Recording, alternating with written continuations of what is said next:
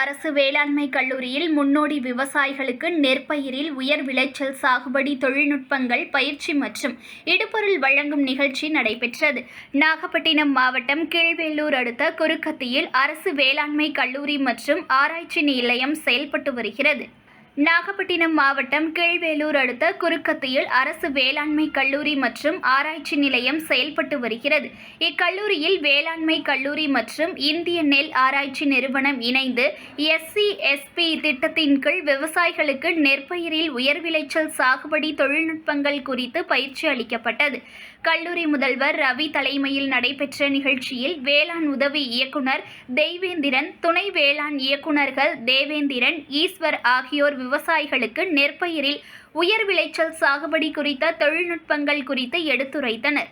தொடர்ந்து பயிற்சியில் பங்கேற்ற விவசாயிகளுக்கு வேளாண் இடுபொருட்கள் வழங்கப்பட்டது. இதில் கல்லூரி துணை பேராசிரியர்கள் கமல்குமரன், அனுராதா, வேளாண் கல்லூரி மாணவ மாணவிகள் மற்றும் 100க்கும் மேற்பட்ட விவசாயிகள் பங்கேற்றனர்.